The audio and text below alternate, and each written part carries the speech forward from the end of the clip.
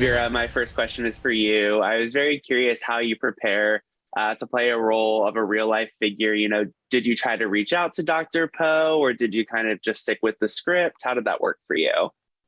I stuck with the script and Sherry Fink's book that we dramatized. I have yet to meet Anna. I hope I do one day. But I think Sherry did all the work for me in a sense where there's a reason why she's a Pulitzer Prize winning investigative journalist. And it's clear in her book that she just mines for those details. And it's not only, it's like you want to know what a person is like, ask their parents, ask their children, ask their best friends, ask their patients, ask their colleagues, their worst enemies. and those details were all in the book. And for me, I think most important in my interpretation, honestly, was above all, what was integral was to just understand how dire and abysmal the circumstances of the conditions in the hospital were. The sort of the sheer her exhaustion, her frustration, her disgust with knowing that nobody is showing up.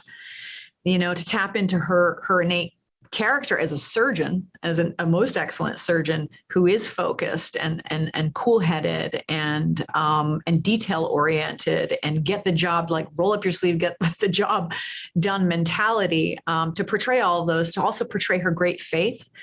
I think this is a woman who relied on her faith and her relationship with God to get her through it, and that was a really interesting aspect to play. You don't often get.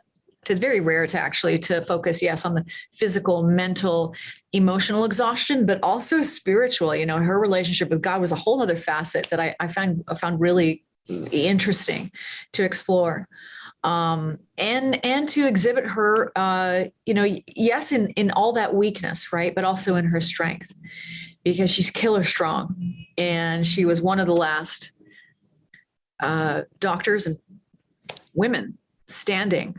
And that left her with a tremendous responsibility to ensure that the patients that were going to be left behind did not suffer pain.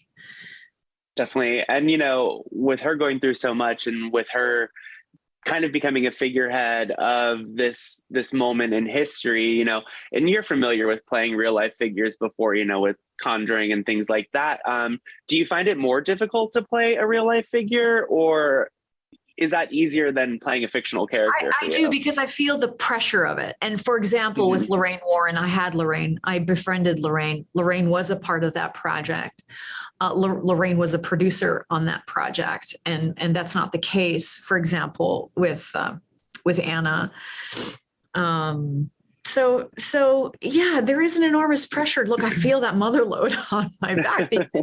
You do want to, you want to capture that there's an obligation to capture that person's spirit and her essence, and I feel like I had a lot of the information that I needed, especially in the interviews, in the 60-minute interviews and the Radio Garland interviews, lots of on-camera appearances that I had, to receive who she was as a 45-year-old woman, or 46. Yeah. So yeah, I felt the pressure. Definitely. And then, Cherry, for you, I've always found your screen presence to be like commanding but comforting. I'm thinking like Nan Pierce in Succession, or the mother in The Handmaid's Tale. And, Susan Mulderick is a tough role to tackle in the same vein as Dr. Poe. And so I was curious, you're in the thick of it in this hospital set. Can you talk a little bit about what this experience was like for you filming 5 days?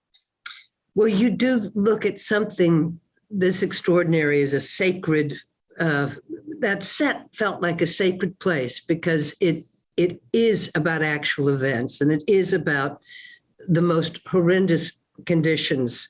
And I, too, did not meet Susan Mulderick. We are doing the dramatization of Sherry's book, and I wanted to, as Vera said, try to get to the essence of this woman, but we have great imaginations as actors, but you can never truly get close to what these people dealt with. Anytime there's a trauma or catastrophe, unless you are in it and it is happening to you, there's no way anyone can ever imagine how horrible it was. So we really did our homework to try to get as close as we could. And John and Carlton Cuse and John Ridley, our screenwriters and directors, were just superb in trying to help us before each shot, remind us of where we were in terms of the heat exhaustion and the lack of sleep and the despair or the determination in that, whatever that scene was, we took a moment to, it wasn't like action, it was everything got quiet and we got to that place as close as we could out of tremendous respect for who we were trying to portray, attempting to breathe life into dramatically. Of course. And, I think some people may ask, it's over 2 decades after this has happened, like, why are we telling this story now? But I think what's so interesting about 5 days is there's direct parallels to be drawn in certain things in terms of government infrastructure, government response to the pandemic and things like that. And Cherry, you've been very passionate about, social causes and very outspoken about those things. And I think, and even with climate change, and that kind of, those kinds of issues. So I was wondering, was that on your mind while you guys were making this? I think it was on everyone's mind because it covers almost every issue that's smacking us straight in the face right now. Climate change, of course, being the top of the list, and the fact that it's up to the people, not the elected officials. It's up to the people to elect officials and then make them honor their pledges, because we have got to preserve this earth, because kids are not going to be able to eat or breathe in another 40 years at all. Yeah. And I think people are just starting to get it. And look, we know television now has a greater reach than most works of fine journalism. And so anything that we can do as artists to bring these issues home to people. And I do think this series is going to go a long way. And then, of course, the ethical questions at the end, which also will create debates amongst good friends. It's so personal. So it hits people both on the larger issues and deeply personal issues. Yeah.